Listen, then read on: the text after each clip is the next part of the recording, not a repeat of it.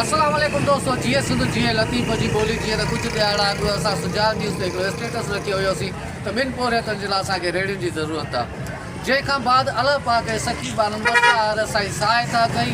उन भाउ जे लाइ उन 9,500 रुपया अमानत मां नई रेड़ी त कोन पई अची सघे, जंहिंजे करे आया आहियूं। हीअ कबाड़ी भाउ जो दुकानु आहे, उते हिकु शख़्स रेड़ी खपाई आहे। दसरो हीअ रेड़ी आहे, हीअ भाउ जे लाइ रेड़ी वरिती आहे। असां ॾिसूं त भाउ केतिरी असां रिआयत थो करे। अचो, अस्सलाम वालेकुम दादा।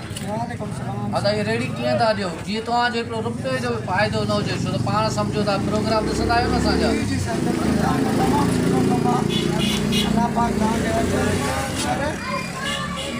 डिमांड तो 12,000 रुपया है, पर खेरे कम में 8,000 8,000 जसल मुंहिंजा भाउ 8,000 रुपया। अॼोके दौर में बार बार जॾहिं दोस्त मूंखे चवनि पिया साईं रेड़ी थी वई आहे 25, 30, 40,000 ते रेड़ी थी वई आहे, तोखे 9,500 में काई रेड़ी न मिलंदी।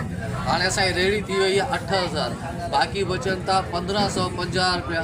चलो हुन मां बि का भलाई कंदासीं पोरियत जी। अदा तव्हांजी अमानत।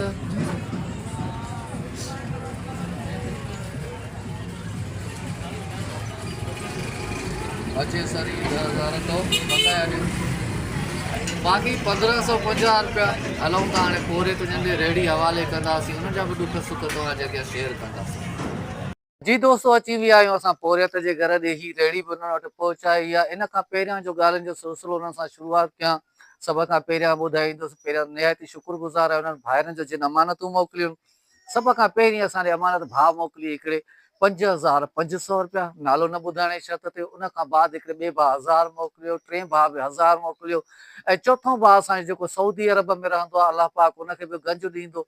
उन बांग्लादेशी अमल लाइ 3,000 मोकिलिया ऐं 2,000 रुपया मोकिलिया हिन भाउ जे रेड़ीअ जे लाइ, ऐं हिकिड़े भाउ 50 मोकिलियो। टोटल अमानत असां वटि जमा थी वई रेड़े वारे भाउ जे लाइ 9,550 रुपया, जंहिंमां असां ही रेड़ी वठी आया आहियूं भाउ जे लाइ।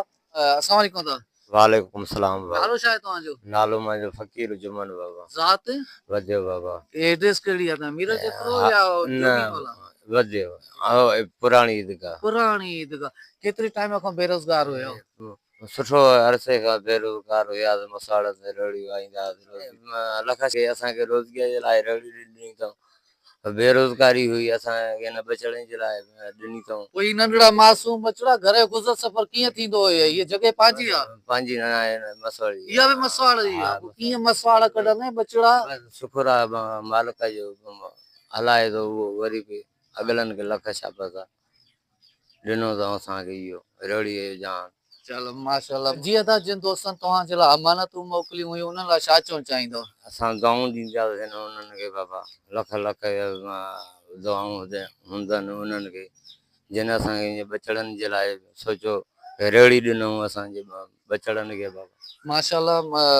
हीउ त तव्हांजो मसइलो हल थी वियो रेड़ी वारो। हाणे हिन ते रोज़गार कहिड़ो कंदो? उन लाइ तव्हां वटि 2-3 रुपया आहिनि न आहिनि? उन्हनि जे लाइ न आहिनि। इहो रोज़ीअ लाइ कांटो बि खपे असांखे।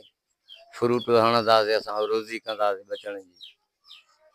पोइ हुनजे लाइ अपील कंदा आहिनि का दोस्तनि खे? रेड़ीअ जो त कमु करे ॾिनो, उहो बि मसइलो दोस्त ई छॾाईंदा न? उहे बि दोस्तनि खे लख लख उमेद आहिनि, उहे ॾींदा असांखे।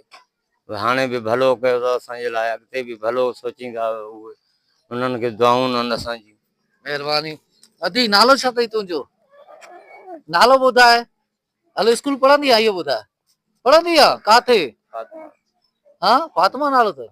फातिमा स्कूल पढ़ंदी आहे? अच्छा ॿुधाए, पप्पा जे लाइ असां रेड़ी वठी आया आहियूं। हा, हाणे पप्पा जे फ्रूट खोले ॾियूंसि की न खोले ॾियूंसि? खोले ॾियूंसि। छा खोलींदो हुन ते? छा खोलींदो? सूफ़।